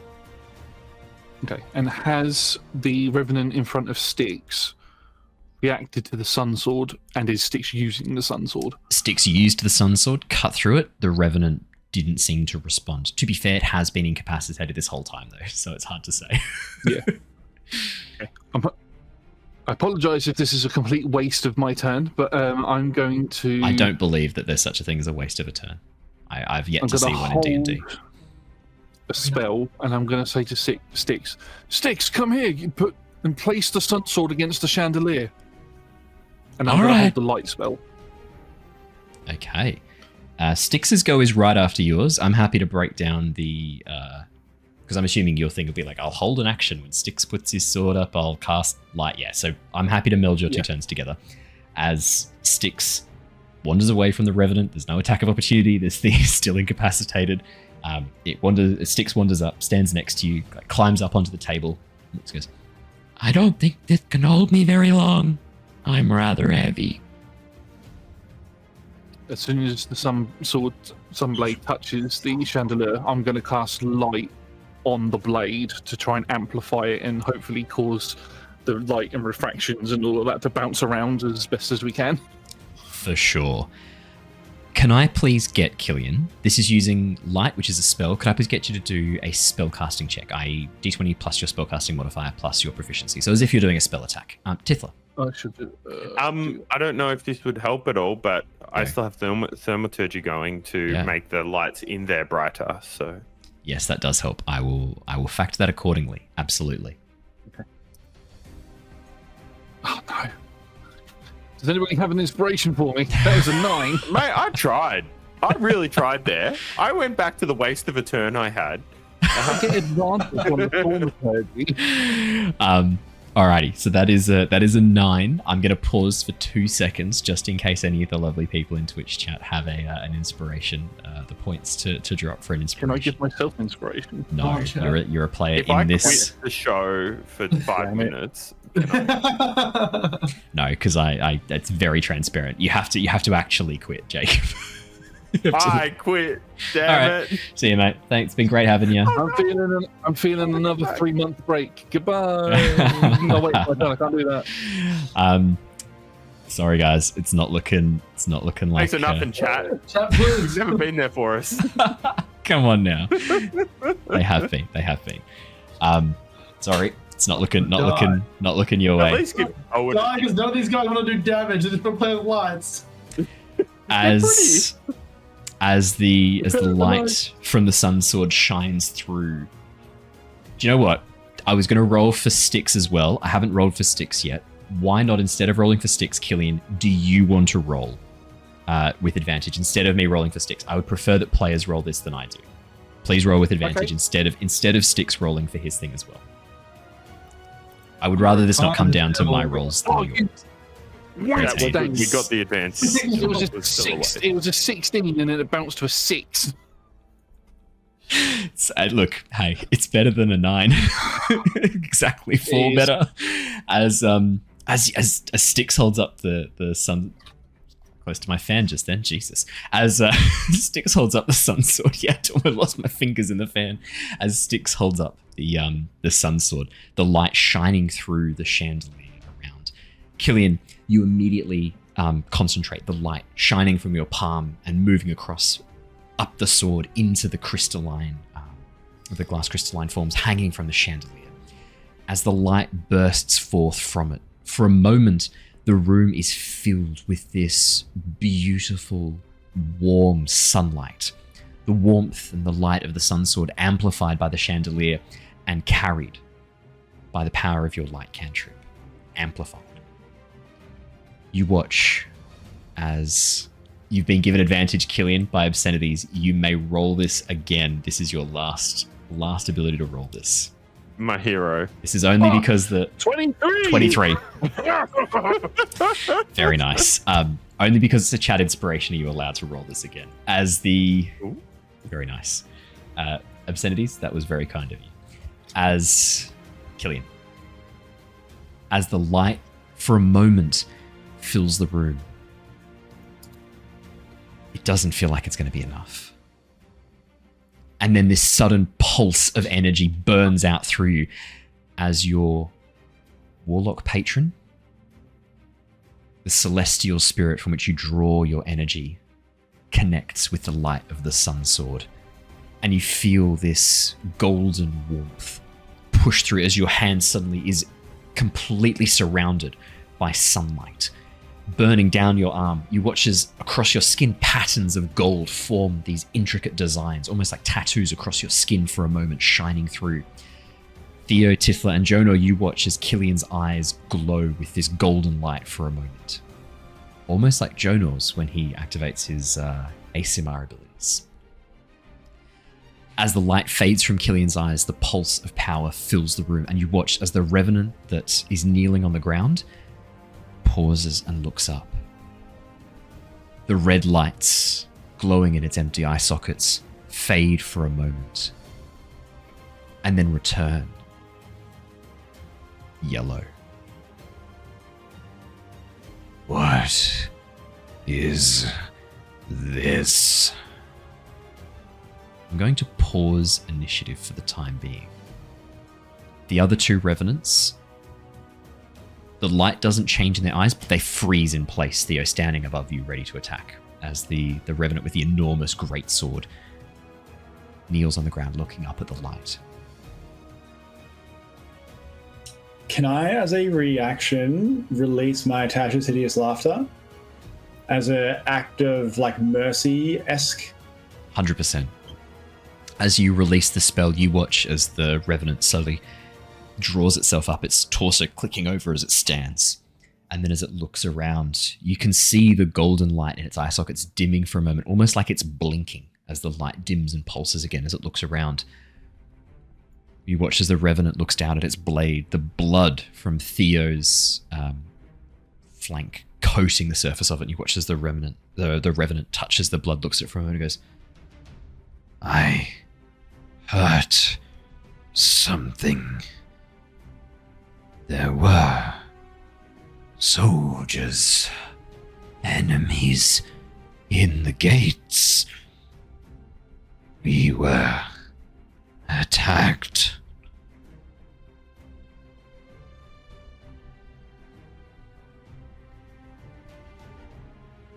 Ooh. I was waiting for Jonor to say something. I mean, silence is a valid option as you sort of stand in silence looking at this creature. You watch as it sort of looks around, taking you in. You are not Barovian militia. No, I'm not militia at all. I'm actually I'm a wizard. You are not von Zarevich forces. You are not No. soldiers. Absolutely. Do I look like a soldier? I got like a cloak and a book, and I hold out my mage book, my spell book. We are no friends of von Zarevich. You are reinforcements.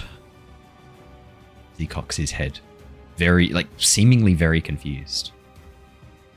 We're here to return the light to the halt. See the light up here? We're trying to return the light. You watch as the revenant looks up at the chandelier and pauses. I feel the sun. I feel grief. Argynvostholt, we have failed you.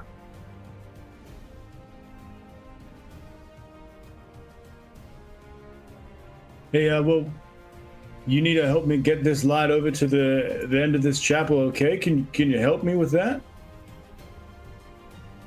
For our Lord. To arms. We must defend. Defend. We will. We'll get there. But first, We're just having a little break at the minute. We're gonna get there. Okay? He's not here anymore. Well, he's not right here. At the gates. No, they left the gates. Maybe a persuasion check, Tithla. Persuasion or deception, your choice. Well, I mean, they did leave the gates. Did they? Yeah, I'm gonna. Are they? As far as Tithla's not trying to lie. Like, they're not at the gates Persuasion. anymore. Persuasion. I mean, either way, it's negative. But Tithla wouldn't lie. Damn it! It moved off the 18 to the 4, so that's a 3. That's a 3. Could I add to that by saying we need your help to help us break your companions out of their spell? Spell. Magic. What spell? Are we bewitched? Does our Lord still live? Please, tell me it was magic. Tell me we were cheated by some spell. Let's help your friends first, and then we can work this out together as allies. Help us. How? By freeing you. Free. We are bound by duty. We are bound by purpose. We are. And then you watch as the Revenant seems to see its hand for the first time. It was sort of looking down at the blood coating its fingers, and you watch as it almost pauses and looks at the back of its hand, the rotted, mummified flesh hanging off it. Nope, I thought I was going to sneeze. Yeah, I am. I caught it. I thought, when it's like it's coming, you think it's it was just the nose splatters across onto Tithla. I still caught it. To this day, I have not sneezed in anyone's ears yet. It's coming though. There's going to be a day where I don't catch it. I'm Stop so sorry. saying it. That's 3 times in the last 2 seconds. You said it's okay. It's coming. It's coming. It's coming. Don't put that out of context. Put that. As the Revenant sort of pauses, looking down, and goes, What is this? Why am I afflicted? What is this? As it looks down at its mummified hand, seeming to see it for the first time, and then you watch as it turns back and looks at its companions.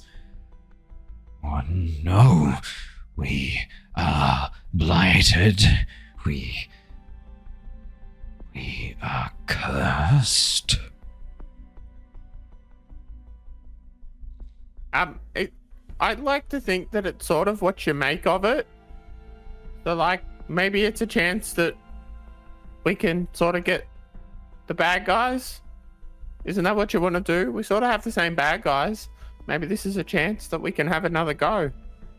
Enemies of von Zarevich.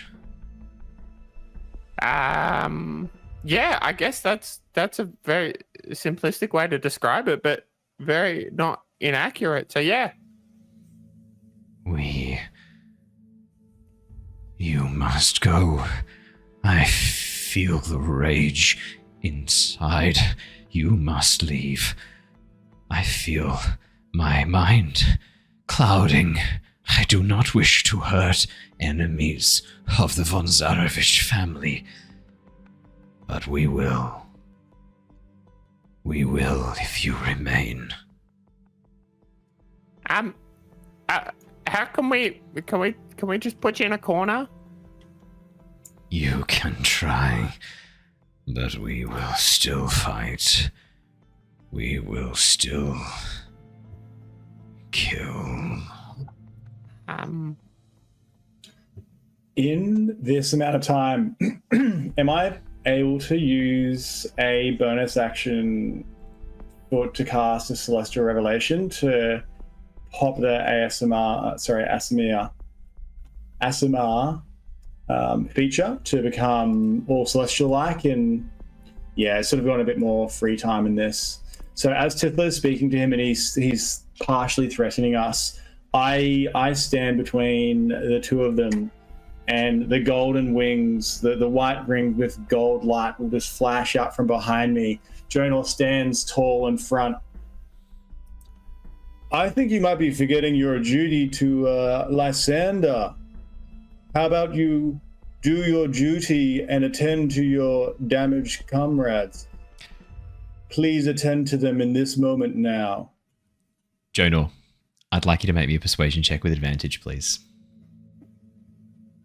The actions of your party combined with your revelation of your Aasimar heritage and your connection to the god of the sun.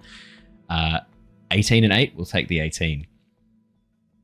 You watch as the knight sort of pauses and looks at you.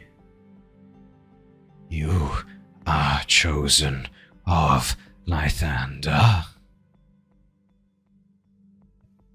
Not just me.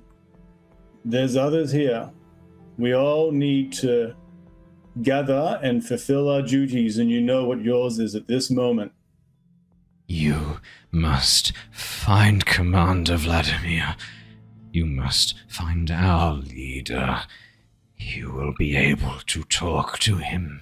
He can stop our rage with your help. Please, free us. Do you have some sort of code word that we could say to him so that he trusts us quicker? Tell him Argynvost flies. He will know. He will understand. Probably writes that down. Might come in handy at some point, sure. What would these two in front of me be doing at this point? Because Frozen in place, Theo, almost like the magic that's sustaining them has kind of paused for a moment. They're not like, sorry, let me rephrase. They're not frozen. You watch as they stand very still, looking down at you. Hate, enmity etched across their face, but unable to act in this moment. The light that's shining through is currently shining on you. And they seem unwilling to step into that light, seem unwilling to attack you while you are bathed in this golden glow. At least for the time being. Not gonna lie, I am a raging Fey Bear. You are a raging Fey Bear. Are you still raging is the question. Well, yeah, that's exactly my point. I'm struggling to think of a reason. I mean, as the player, don't want to attack the Revenant anymore, but... Should be an intelligence roll of can you deduce in your rage the I'd conversation argue going wisdom on? or intelligence. No. I'd argue probably more wisdom, right? Because you're using your wise mind to sort of override your emotional state. Your frontal lobe to kind of step in and be like, whoa there, Nelly. There is that's a 20 unnatural. Theo, you're fine, mate. You are 100% in control. I like the idea of your rage. The justification for that, because that's no, for sure. Keep hitting that, and I feel like that wouldn't have gone well to me or anyone. No, your rage is a cold rage.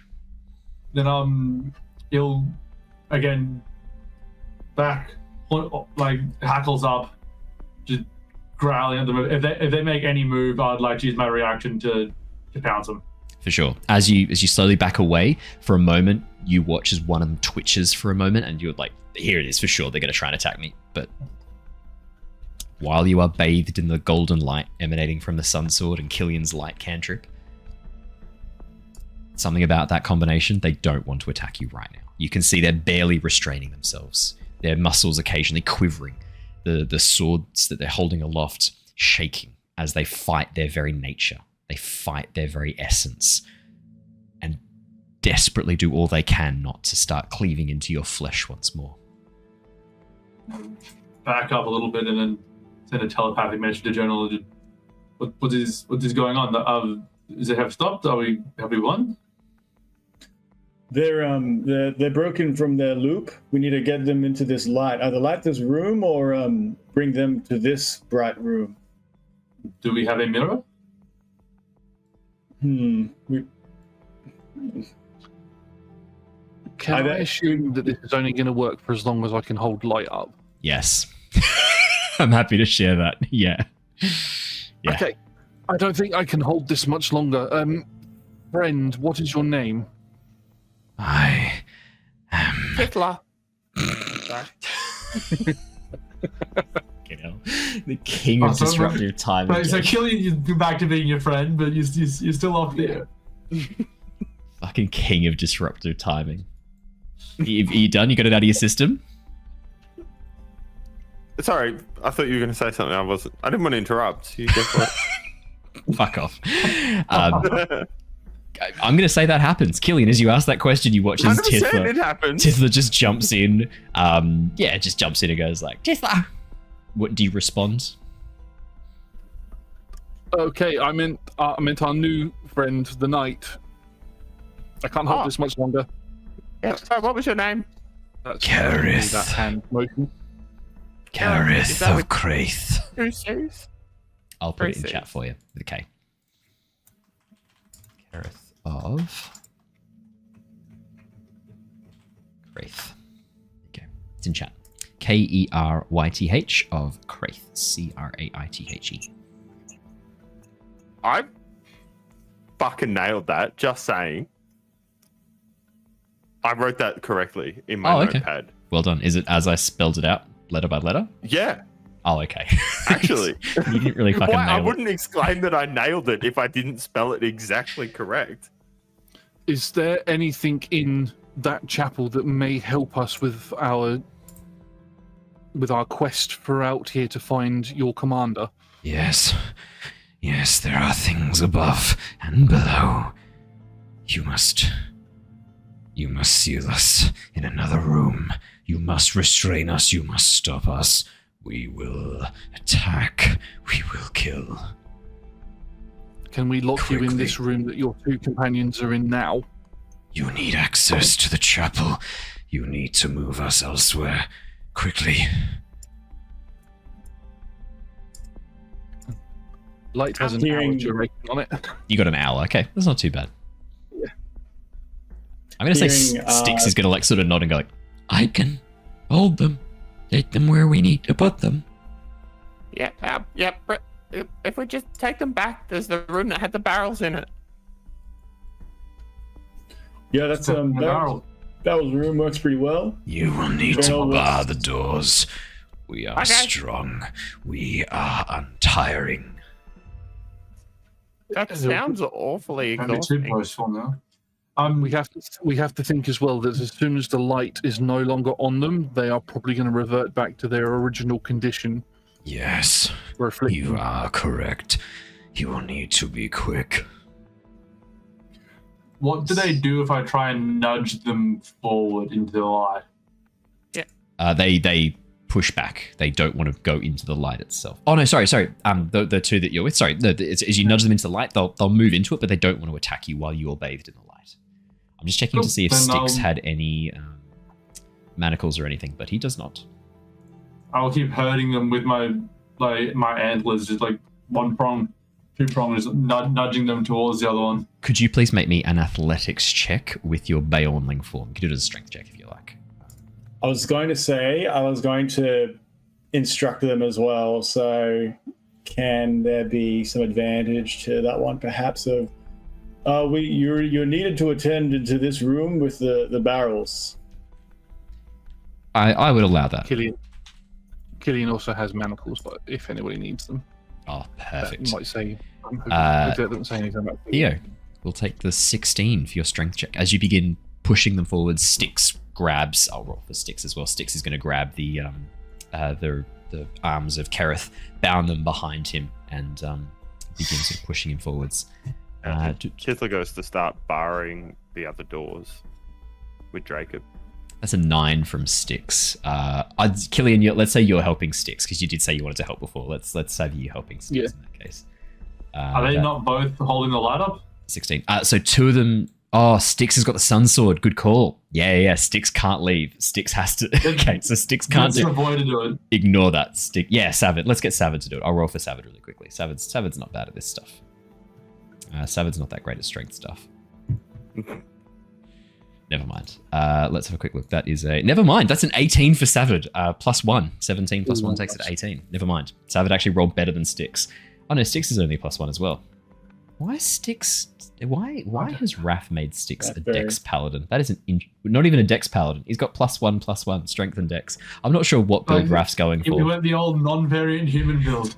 Raph's a big fan of what I call narrative builds. There's almost like there's a lot of minning, not a lot of maxing, a lot of narrative. I feel that. there's a lot of outside my bear form. I feel bad. there's a lot of narrative construct, not a lot of mechanics involved in his character builds, which I'm a huge fan of and I fully support.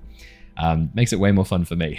As you begin marching the revenants forwards, Styx is going to follow along behind, holding up his light. Killian, you're with him. The light from your cantrip combined with the sunsword seems enough for the time being. That blast through the chandelier was enough to snap them out of their fugue state. At the moment, that is fading fast. As the light begins to wane, you can feel the strength of your patron flowing through you, beginning to wane as well. There's only so much light that you can channel here in Barovia, a land of darkness. And as you begin to move them through, pushing through, you watch as one of them, the man who had made the strike against Theo, the one with the very, very large halberd-like blade, begins to twitch almost uncontrollably, and then begins to try and reach out to grab you around the neck, Killian. Could I get you to make me a dexterity saving throw really quickly, as you sort of have to duck back from this grapple and keep your light cantrip up? One thing can I add? Yeah, Jonor. There's a fallen crystal. Yep. I would 100% embed that with Lysander's light and give that in their like cuffed hands. Just put it into one of their hands. As If I'm going to that say that helps maintain it does, as the revenant goes to grab Killian around the throat, you just shove the crystal into the open hand, and as it grabs the light shining from this gemstone, as it looks down, you watch as the revenant pauses for a second and begins to almost shake off that rage once more. I am sorry. As it grips the gem and pulls it close, looks at you, Killian, before turning away, allowing Theo to nudge them forward once again. As you push them into the rooms with the barrel, Tithla, did you say you were barring the door? Yeah, the other ones that aren't like to be used to put them in there yet. Perfect. So the room, I mean, the barrel room's not a bad spot, right? Because you've got that secret passageway. As you close the wall, excuse me, the secret passageway vanishes immediately. The secret entrance back into the sitting room where you first saw the dragon spirit.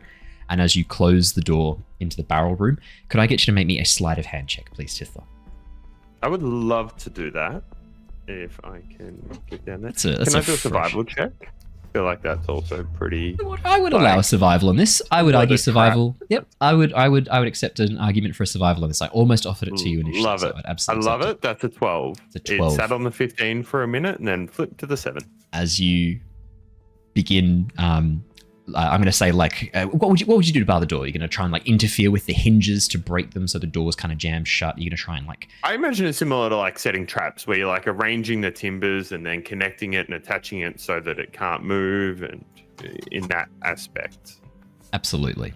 As you do, Tithla. Putting bits into like hinges so that they can't open and move, and yep. Perfect. As you do a very, very minor above average job. Yeah.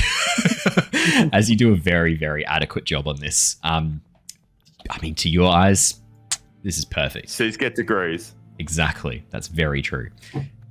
This door's not going anywhere. These revenants aren't going anywhere. You're completely fine. And as you bar the door and the revenants disappear from view, I think that is a good place to wrap up for the time being. I think that's a good place to leave it for now. Yay. Thank you so much for joining us tonight, everybody. It's been wonderful having you here. For the new people I've seen in chat, sorry I wasn't able to type too much during the session. I was managing quite a few things, including player characters, which is always super easy. So apologies I didn't get to interact with you too much. I'll hopefully see you guys on the Discord if I haven't said hello already. For those of you who have joined us once again on Twitch, thank you so much. Don't go anywhere. We are going to go and raid one of the other lovely channels that we'd like to pop in and say hi to while I'm pulling that open. Massive thank you as well to everyone who watches on YouTube or listens to the podcast. You know the drill by now. If you want to keep those revenants appeased and locked down from committing, I would say, violent murder, dismemberment of your favorite characters, plus Tithla, you will need to hit that like button and the subscribe button and leave a comment to ensure that your favorite characters, plus Tithla, remain whole and intact for the next episode. Sorry, Jake, that was a bit targeted, wasn't it? We have a HR department that I can talk to? That's me, yeah, hey, what's up? Okay. Tossing out Jonor's hideous burns. Yeah, it's too good. It's too good a chance not to use. So yeah, thank you so much, everybody. It's wonderful to have you here once again. We will be back on Wednesday for our Return of the Giants campaign. But from all of us here tonight, stay safe, stay well, and we will see you all again very, very soon. But until then, have a lovely day. We'll see you guys next time. Goodbye. Bye. Bye. See ya.